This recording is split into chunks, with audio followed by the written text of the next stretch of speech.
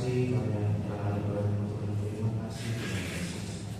Terima kasih atas silakan Bapak Roh Kudus untuk bersempat ini. Kami silakan Roh Kudus untuk menuntun hikmat kepada kami untuk melakukan hidup kami. Terima kasih Tuhan Yesus. Segala mulai kepada Yesus Kristus. Haleluya. Amin. Shalom. Shalom. Bagaimana kabarnya Bapak Ibu?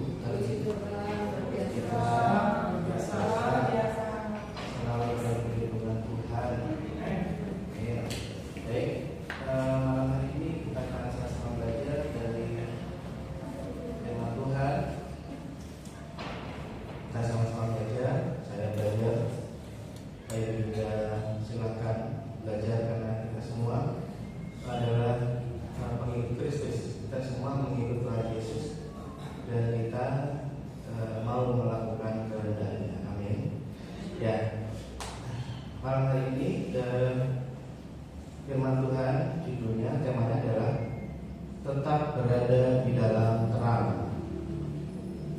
Tetap berada di dalam terang.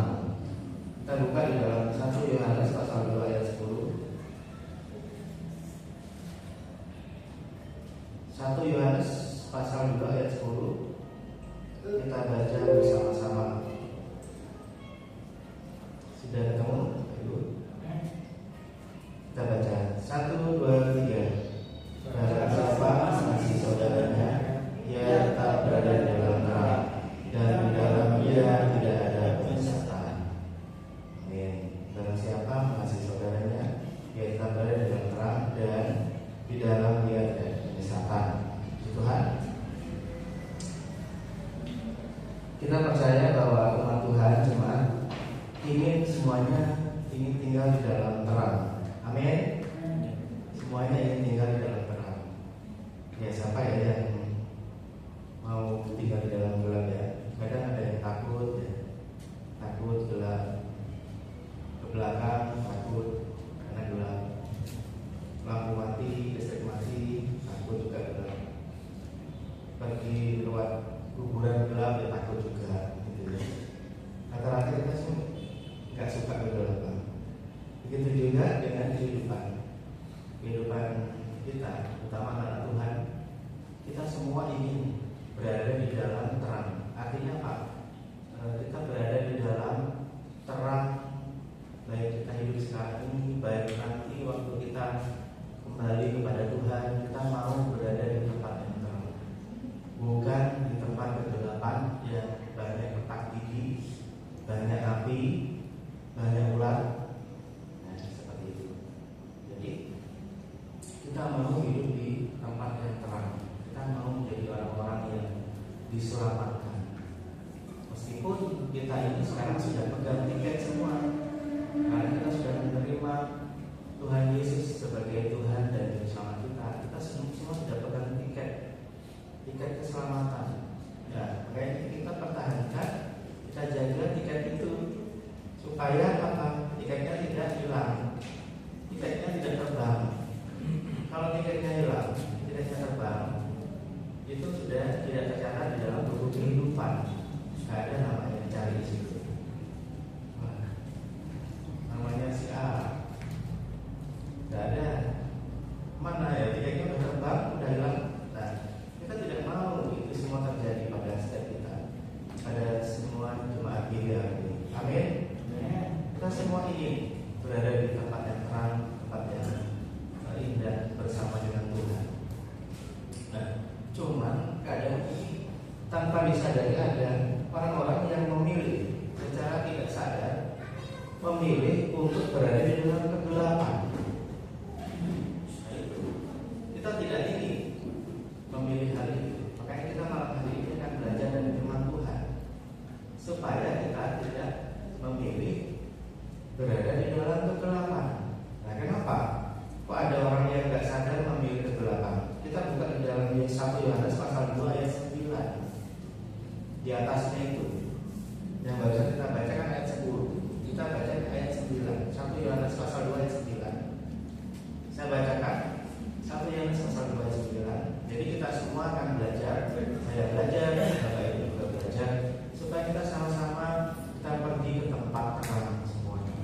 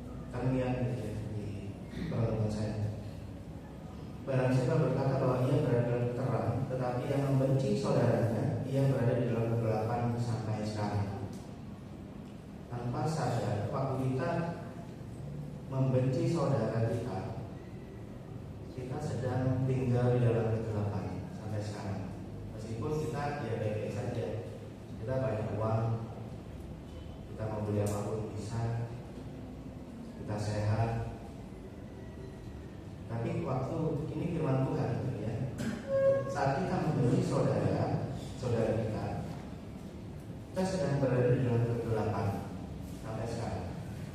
Maksud saya juga, kalau saya membenci saudara saya, kita semua yang membenci saudara kita. Siapa saudara kita?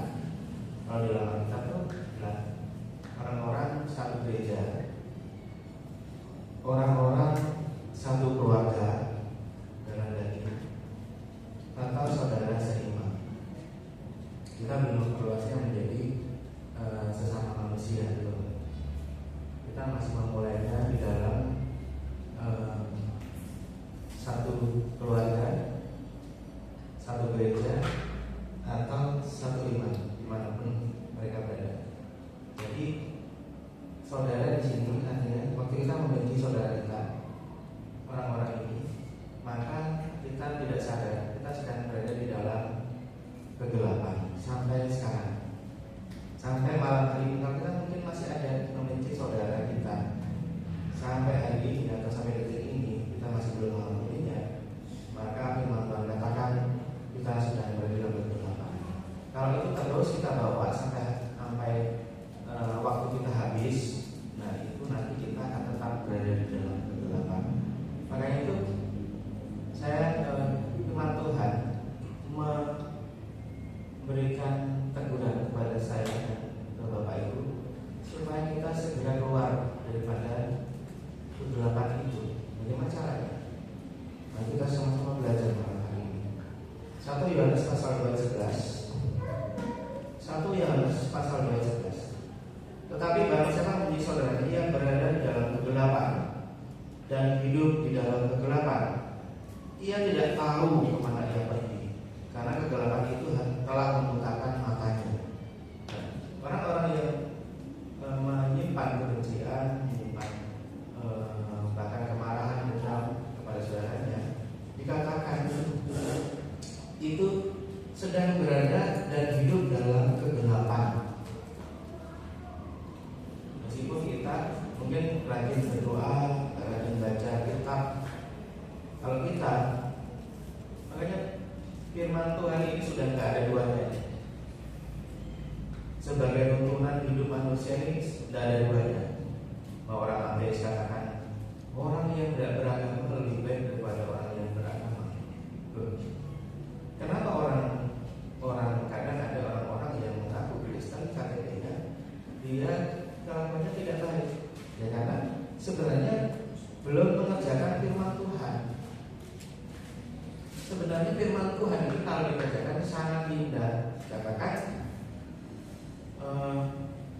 kalau membenci saudara, dia sedang berada dan hidup dalam kegelapan. Jadi firman Tuhan mengajarkan kepada kita, setiap anak Tuhan tanpa terkecuali, bahwa kita tidak boleh menyimpan kebencian. Kadang di kehidupan sosial kita sudah biasa. Dan terbiasa apa? Terbiasa membenci tetangga, membenci teman gereja, membenci teman atau saudara seiman. Karena kita membiasakan atau terbiasa dengan pola kehidupan seperti ini. Kita perlu tahu bahwa ini tidak alkitabiah, Bapak Ibu. Dan kalau kita tidak melakukan yang dalam Alkitab, nah kita dikatakan berada di dalam kegelapan. Saya pun juga harus mengerjakannya. Kenapa? Kalau saya nggak mengerjakannya, ya saya juga berada dalam kegelapan. Semua manusia tidak terkecuali harus mengerjakan firman Tuhan. Dikatakan kalau membenci saudaranya, ia berada dan hidup dalam kegelapan. Berada dan hidup di dalam kegelapan. Artinya apa? Dia tidak hidup di dalam terangnya firman Tuhan, terangnya Tuhan. Waktu dia hidup di dalam kebencian.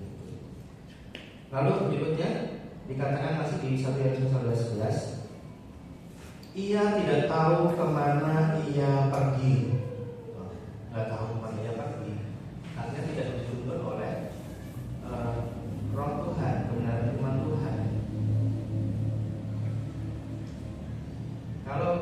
Karena apa? Kebencian sudah menutupi matanya. Dikatakan karena kegelapan itu telah membukakan matanya. Kalau orang benci ini sama. Kegelapan itu akan membutakan matanya. Itulah, mari kita segera keluar daripada zona kebencian, dosa kebencian. Nah, kita baca dalam Markus pasal 11. Markus pasal 11 ayat 25 dan 26. Saya bacakan. Markus pasal 11 ayat 25 dan 26. Dan jika kamu berdiri untuk berdoa, ya, jika kita berdiri untuk berdoa, ampunilah dahulu sekiranya ada dalam sesuatu dalam hatimu terhadap seseorang, supaya juga Bapamu yang di sorga mengampuni kesalahan-kesalahanmu. Ayat 26. Tetapi jika kamu tidak mengampuni, maka Bapamu yang di sorga juga tidak akan mengampuni kesalahan-kesalahanmu. Jadi kita semua kan sering tahu, kita juga sering menyanyi ya, Bapak itu kasih ya, Bapak itu kasih ya, Bapak itu baik, Bapak itu tidak pernah tertidur dan terlelap, tidak pernah meninggalkan kita. Tapi di ayat ini Bapak itu perlu tahu, kalau kita nggak mau mengampuni orang lain, saudara kita, Tuhan juga nggak mau mengampuni kita. Kita perlu tahu sebesar apa kasih Tuhan itu, kasih Bapak itu. Kasih Bapak itu akan berlaku kepada kita saat kita mau melakukan perintahnya. Kalau kita tidak mau melakukannya, maka saya dan Bapak Ibu tidak berada dalam kasihnya Tuhan. Maksudnya apa? Itu di dalam pengertian di dalam firman Tuhan, di dalam bangsa Yahudi itu dikatakan dosa itu termasuk dikatakan hutang. Makanya Tuhan itu mengumpamakan waktu seorang berdosa kepada kita, itu dikatakan dia seperti punya hutang kepada kita. Tapi kita pun punya hutang kepada Tuhan. Kenapa? Karena kita setiap hari hampir melakukan kesalahan pada Tuhan, melanggar ketentuannya, melanggar firman hampir setiap hari. Jadi kita pun punya hutang kepada Tuhan. Waktu orang lain berhutang kepada kita, Tuhan mau kita hapuskan hutang itu, bukan hutang uangnya. Hutang dosa. Orang melakukan kesalahan pada kita, Tuhan mau supaya kita mengampuni orang itu, tidak berlanjut kepada kebencian. Nah, jadi langkah awal untuk berdoa, sebenarnya waktu kita berdoa berapa kali sehari. Mungkin doa makan, doa tidur, doa berangkat kerja, doa pagi. Waktu kita mulai doa itu, kita mau mulai doa itu dalam nama Tuhan Yesus. Ini seharusnya yang pertama kita lakukan adalah mengampuni dahulu sekiranya ada dalam sesuatu dalam hatimu terhadap seseorang. Mengampuni terlebih dahulu. Ampuni dulu orang-orang yang punya salah kepada kita. Saya juga harus praktekin juga supaya apa? Kalau Bapak Ibu nanti ke surga, saya pun juga ikut ke surga. Nah, kalau Bapak Ibu ke surga saya ketinggalan, namanya ya konyol. Kenapa? Orang lain mengerjakan, saya sendiri tidak mengerjakan. Itu kan bahaya namanya. Itu namanya konyol. Kayak apa? Calon bis ya di terminal. Ayo. Surabaya, Madura. Dia sendiri nggak ikut bisnya. Dia di situ dia tinggal. Repot. Jadi saya pun juga harus mengatakan ini. Waktu saya memiliki tidak suka kepada orang karena seorang itu mengkhianati saya itu melukai saya, orang itu belakang kalian menurut saya tidak adil, saya mau tidak mau saya harus mengampuninya, saya harus berdoa berkati dia, Tuhan saya ampuni dia, saya berkati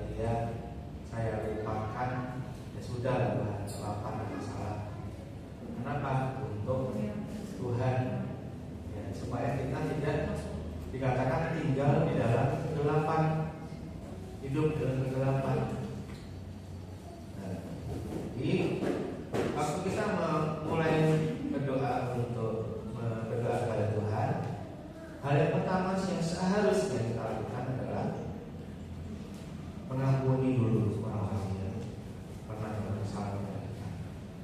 Jangan kita terlalu pede untuk apa? Berdoa dan redor. Tapi ternyata kita belum mengampuni. Nah, ini kita perlu tahu firman Tuhan. Ampuni dulu, lalu selesai ampuni. Setiap hari ada masalah. Kenapa? Kita mau jadi pelanggan firman Tuhan. Ampuni. Waktu untuk berdoa, ampunilah dulu seseorang yang telah kesalahan pada kita.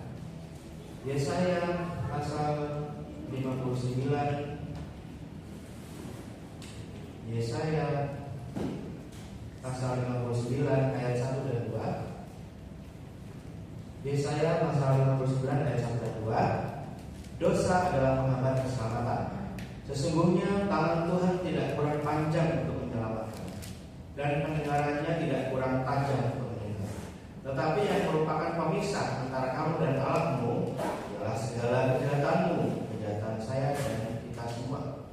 Dan yang membuat dia menyembunyikan diri terhadap kamu sehingga dia tidak mendengar ialah segala dosamu.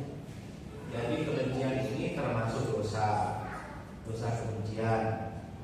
Jadi Bapak Ibu, kalau jadi sebenarnya Tuhan itu, tangan Tuhan tidak kurang panjang untuk menyelamatkan kita, pendengarannya tidak kurang tajam untuk mendengar. Tetapi yang merupakan pemisah antara kita dan Allah kita adalah segala kejahatan kita, dan yang membuat dia menyembunyikan diri terhadap kamu sehingga dia tidak mendengar. Jadi dikatakan ini Tuhan sengaja menyembunyikan diri terhadap kita sehingga ia tidak mendengar, tidak mau mendengar.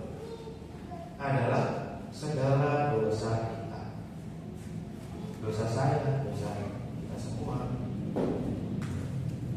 dosa kebencian. Makanya katakan waktu kita mau berdoa biar Tuhan mau mendengar, dan kita harus bertobat daripada dosa yang kita lakukan. Kita nggak sadar bahwa membenci seorang merupakan suatu dosa.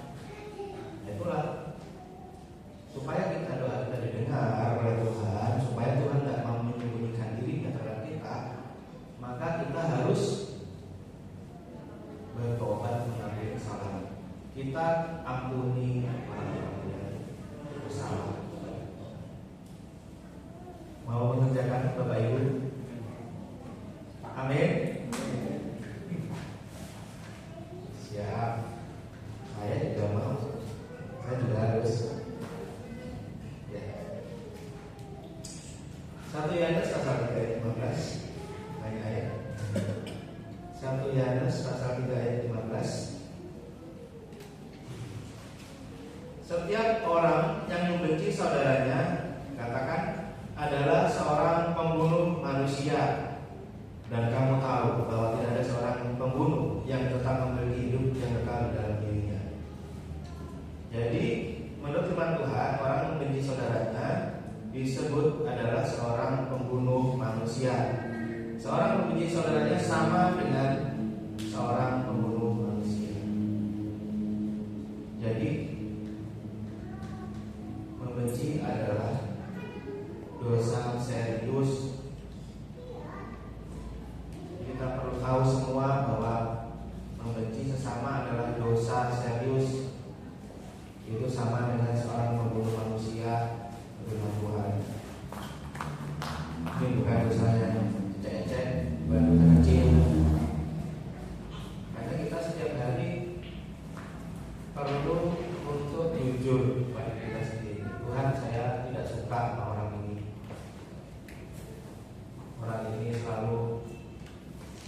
kerjaannya ngeselin.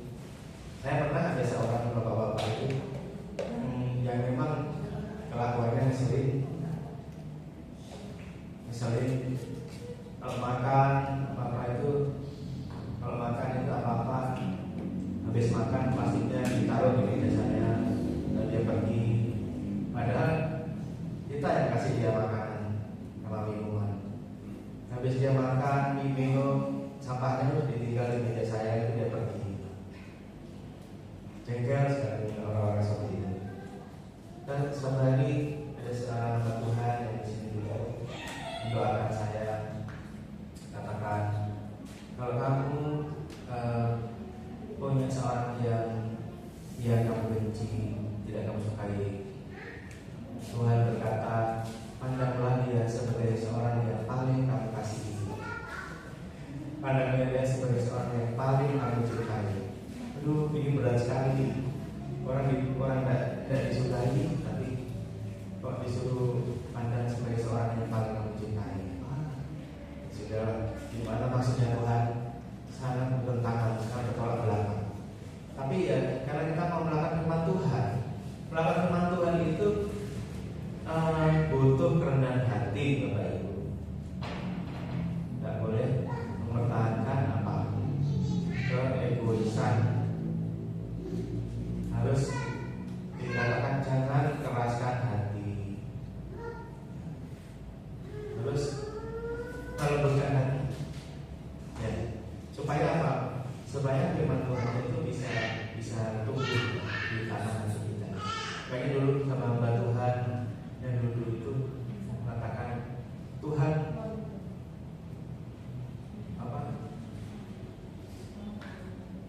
lembutkan tanah hati kami. Apa maksudnya? Kita nggak tahu ya. Kenapa hamba Tuhan mengatakan lembutkan tanah hati kami? Supaya apa? Ternyata supaya firman Tuhan ini bisa tumbuh dengan baik. Kalau tanah hatinya keras, nanti mental, nggak tumbuh, nggak berbuah firman Tuhan. Itu. Bagi kita ke gereja sudah puluhan tahun, belasan tahun ke gereja, kita juga harus tahu, kita harus mengevaluasi diri. Apakah kita ini sudah bertumbuh ikut Tuhan? Apakah kita ini sudah berbuah? Kita tidak boleh menjadi penonton pasif. Habis pulang dari gereja kita tidak melakukan sesuatu. Kita juga pemain. Boleh kita bermain. Artinya bermain apa? Bermain di dalam pertandingan untuk mengejar mahkota, mengejar garis finish.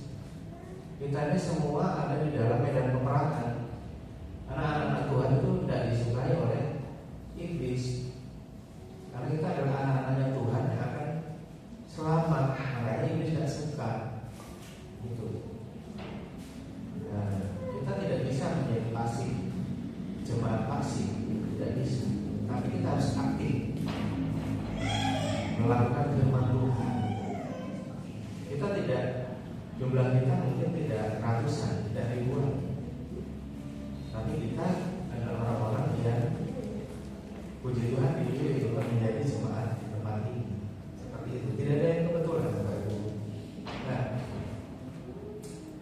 1 Yohanes pasal 4 ayat 20 sampai 1. 1 Yohanes pasal 4 ayat 20 dan 21. Jikalau seorang berkata, aku mengasihi Allah, saya bilang, apakah kamu mengasihi Allah? Saya bilang, saya mengasihi Allah. Ya benar, saya mengasihi Allah, saya mencintai Tuhan dong. Saya Kristen. Tapi waktu dia dikatakan dan dia membenci saudaranya, maka ia adalah pendusta. Loh, saya begereja setiap minggu, saya pelayanan setiap minggu, saya mengasihi Allah, saya mengasihi Tuhan, saya persembahan, saya persepuluhan. Tapi kalau ia membenci saudaranya, maka ia adalah pendusta. tukang bohong. Jadi orang mengasihi Allah tidak boleh untuk membenci saudaranya. Maka ia adalah pendusta, karena barang siapa tidak mengasihi saudaranya yang dilihatnya, saudara ini teman gereja atau saudara di dalam keluarga, itu kan kelihatan. Barang siapa tidak mengasihi saudara yang dilihatnya, tidak mungkin mengasihi Allah yang tidak dilihatnya. Mengasihi yang kelihatan aja nggak bisa, apalagi mengasihi Allah yang nggak kelihatan. Jadi kalau kita mengasihi Allah itu harus mengasihi sesama saudara kita, nggak boleh membenci. Itu tidak boleh membenci saudara. Baik, bagaimana caranya lepas dari dosa kebencian?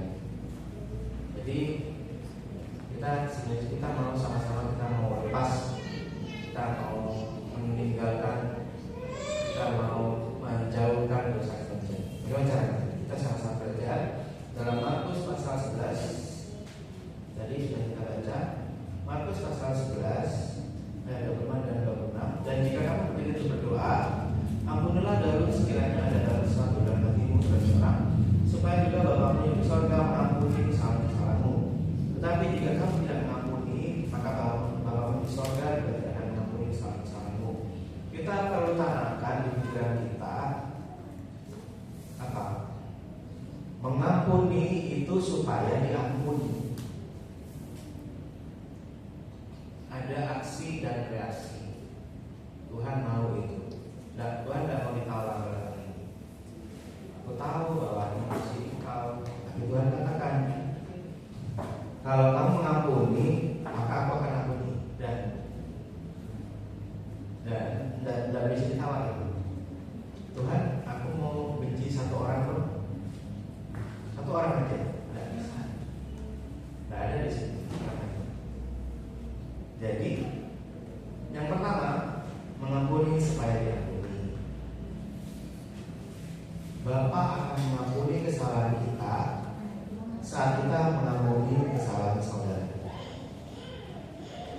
Kita bisa bersalah atau berdosa kepada Bapa. Orang juga bisa bersalah kepada kita. Jadi setiap orang manusia punya peluang untuk melakukan kesalahan kepada kita. Karena karakternya orang kan beda-beda semua. Ada yang kayak ini, ada yang mau menang sendiri, egois dan sebagainya. Tapi jangan lupa bahwa kita bisa juga melakukan kesalahan kepada Bapa. Dan itu terhitung sebagai utang kepada Bapa. Orang lain bisa punya utang atau dosa kepada kita. Oh, si A ini punya kesalahan sama saya. Orangnya egois, orang mau menang sendiri. Pokoknya saya tidak suka sama dia. Tapi ingat, Tuhan juga kadang apa? Tidak suka sama kita. Karena apa? Karena kita sering melanggar kadang.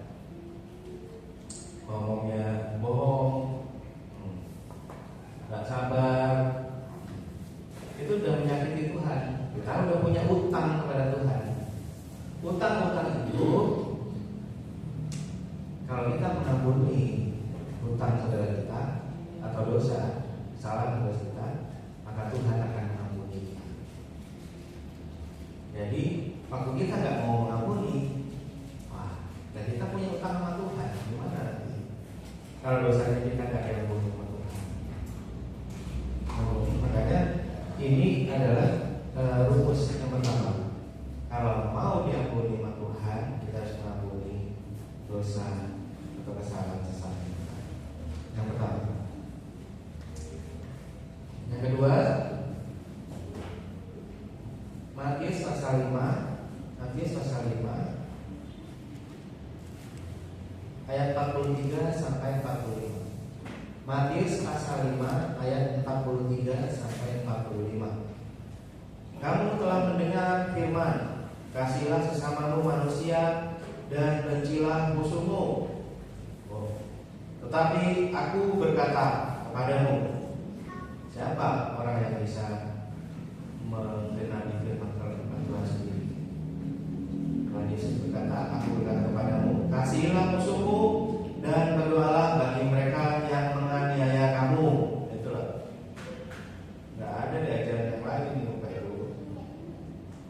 Karena dengan demikianlah kamu menjadi anak-anak Bapamu yang di sorga, yang menerbitkan matahari bagi orang yang jahat dan orang yang baik, dan menurunkan hujan bagi orang yang benar dan orang yang tidak benar.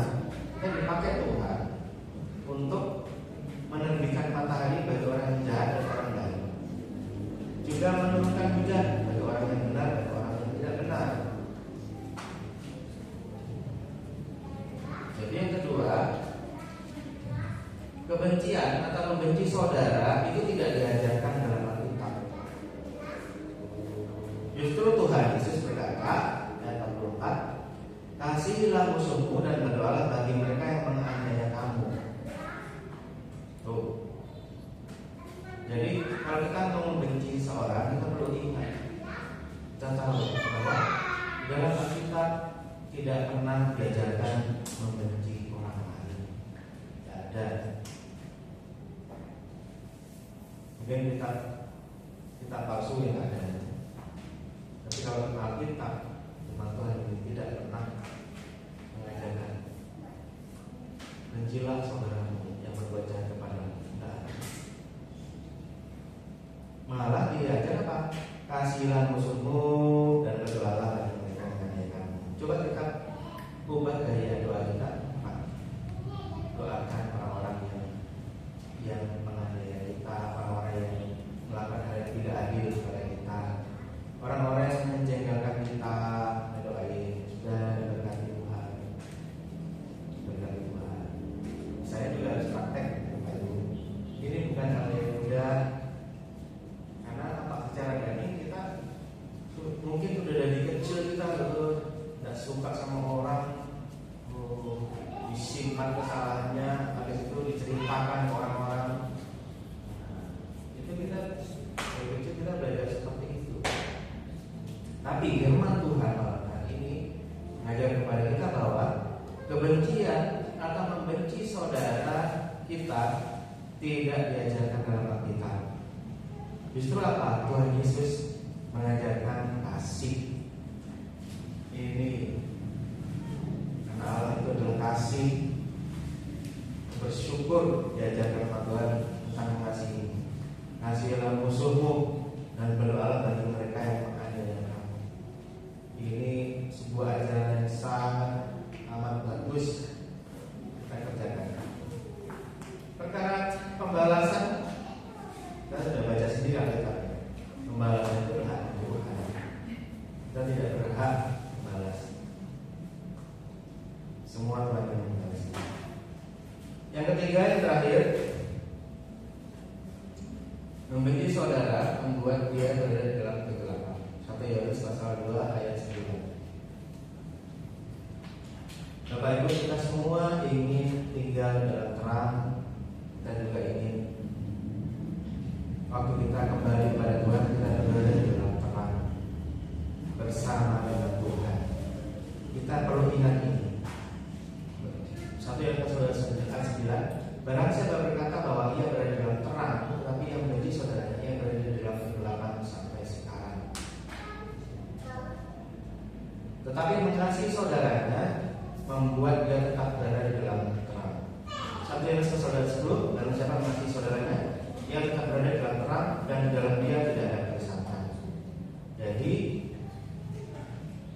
kita perlu ingat waktu kita membenci seorang, kita sedang tinggal di dalam kegelapan. Biar apa? Biar kita jadi nggak suka untuk membenci seorang. Saya nggak suka sama orang, saya benci sama wajahnya. Kita sedang ada, kita perlu tahu kita sedang ada di dalam kegelapan.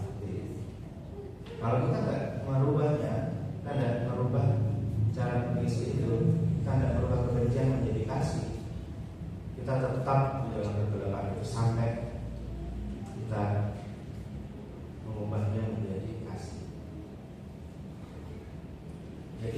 untuk lepas dari dosa kebencian. Yang pertama, mengampuni supaya diampuni Tuhan. Yang kedua, kebencian tidak diajarkan dalam Alkitab. Yang ketiga, kita perlu ingat bahwa membenci saudara kita membuat kita berada di dalam kegelapan. Kita mau hidup dalam terang, maka kita buang kebencian. Mari kita malam hari ini atau besok pagi kita ingat siapa yang sudah kita benci, siapa yang belum kita ampuni. Yaitu sikap untuk mengampuni dia. Ampuni dia dalam doa-doa kita. Apalagi waktu kita ketemu sama dia, sapa dia. Lupakan, bisa lupakan.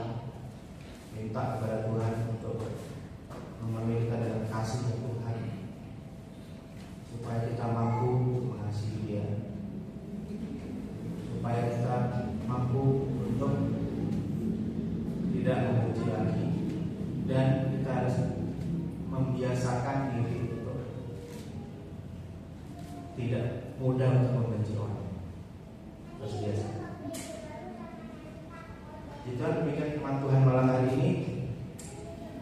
Saya percaya kita semua berkati dan kita semua akan menjadi pelaku firman. Mari kita berdoa. Terima kasih Tuhan Yesus.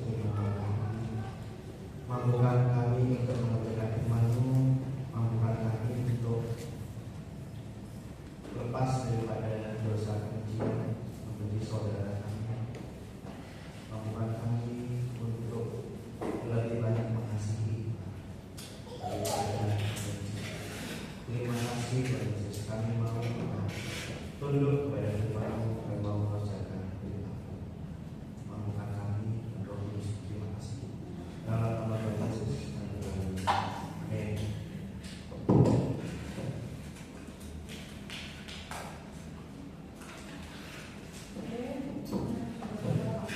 Semua diberkati firman Tuhan malam hari ini. Amin. Di nama Tuhan, mari kita akan siapkan persembahan. Kita akan berikan persembahan.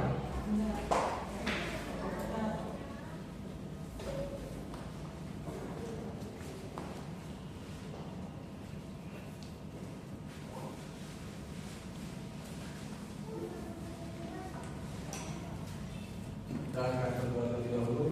Bapa yang baik, terima kasih Tuhan Yesus untuk firman-Mu yang sudah Kau sampaikan kepada setiap kami melalui hamba-Mu. Tuhan berkati supaya menjadi firman yang tertanam dalam hati kami yang paling subur. Kita boleh menyaksikan bahwa yang menyenangkan Tuhan. Terima kasih karena hamba-Mu Tuhan sudah memberikan firman-Mu. Tuhan pakai lagi lebih luar biasa dan menyenangkan. Kita akan berikan persembahan. Tuhan kuduskan kita setiap rupiah dan sepanjang yang diberikan. Terima kasih Tuhan Yesus. Dalam nama Yesus kami berdoa. Haleluya. Amin. Selamat memberikan persembahan.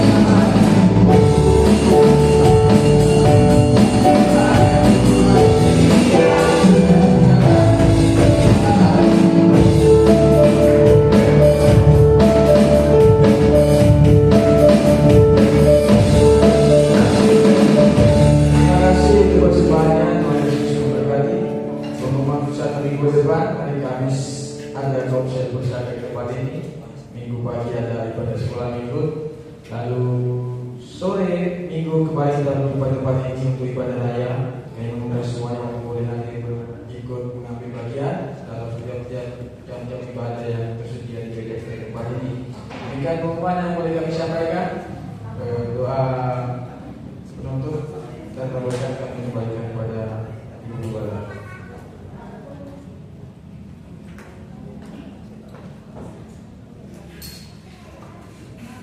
Baik, puji Tuhan, shalom. Sudah semua diberkati oleh firman Tuhan, amin. Kita diingatkan supaya jangan ada kebencian di dalam hati kita. Karena kebencian, saat kita berada dalam kebencian, kita sedang hidup di dalam kegelapan dan menjadi penutup berkat atas kita. Dan jika kita mau diampuni oleh Tuhan, syaratnya harus mengampuni, amin. Baik, mari kita bangkit berdiri. Biarlah hati kita dipenuhi dengan kasih Tuhan dan tidak ada kebencian kepada siapapun, sehingga berkat Tuhan mengalir atas hidup kita. Sebab Engkau besar. Mari kita muliakan, agungkan Raja kita, Raja yang berkala raja.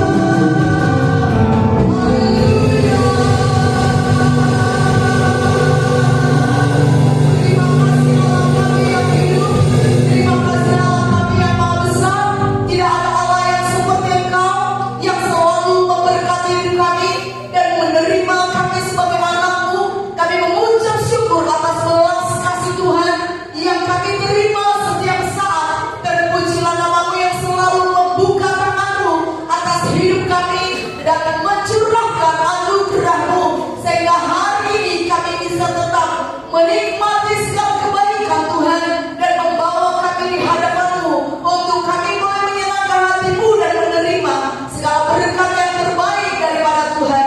Terima kasih untuk firman-Mu yang sudah Engkau sampaikan kepada kami. Biarlah anugerah Tuhan, kasih dari Tuhan mengalir atas hati kami semuanya, sehingga kami dipenuhi dengan cinta-Mu dan kami boleh mengasihi semua orang di dalam nama Tuhan Yesus Kristus. Berkati seluruh jemaat-Mu pada malam hari ini, biar seluruh jemaat Tuhan boleh hidup di dalam kemurahan Tuhan, sehingga hidup umat-Mu hidup di dalam kemurahan yang daripada surga dan menjadi berkat di dalam nama Yesus Kristus. Berkati setiap keluarga, supaya setiap keluarga hidup di dalam kasih Tuhan dan hidup mengasihi Tuhan dalam nama Tuhan Yesus Kristus. Berkati saudara kekasih kami yang tidak bisa hadir pada malam hari ini. Tangan kasih Tuhan juga menjamah mereka di dalam nama Yesus. Terpujilah nama Tuhan yang sudah memakai anak-anak-Mu untuk melayani Engkau pada hari ini. Engkau mengurangi mereka dengan kasih dari surga, sehingga kasih itu memandu, memotivasi kami untuk lebih lagi memberikan yang terbaik kepada Tuhan lewat pelayanan yang kami lakukan di dalam nama Tuhan Yesus. Terpujilah nama Allah kami yang terus mencurahkan kasih setia dalam setiap jalan-jalan kami. Dalam nama Yesus Kristus, Tuhan menolong kami datang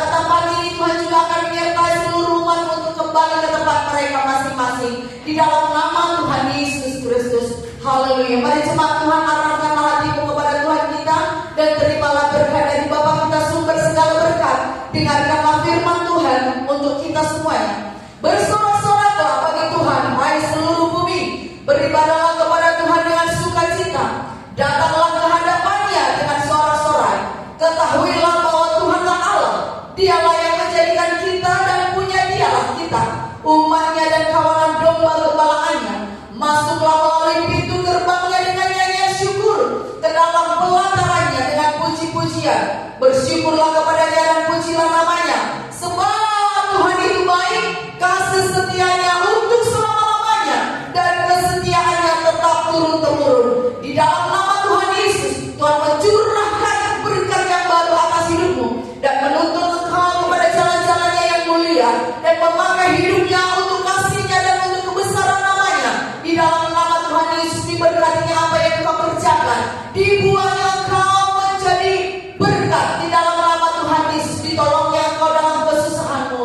Di dalam nama Tuhan Yesus damai daripada Allah Bapa, cinta kasih dari Tuhan Yesus, dan persekutuan oleh Roh Kudus yang menyertai engkau dari sekarang sampai selama-lamanya. Tuhan Yesus memberkati. Amin. Bapa kami yang di surga, dikuduskanlah namamu. Datanglah kerajaan-Mu, jadilah kehendak-Mu di bumi seperti di surga. Berikanlah kami pada hari ini makanan kami yang secukupnya, dan ampunilah kami akan kesalahan kami, seperti kami juga mengampuni orang yang bersalah kepada kami. Dan janganlah membawa kami ke dalam pencobaan, tetapi lepaskanlah kami daripada yang jahat, karena Engkaulah yang mempunyai kerajaan dan kuasa dan kemuliaan sampai selama-lamanya. Amin.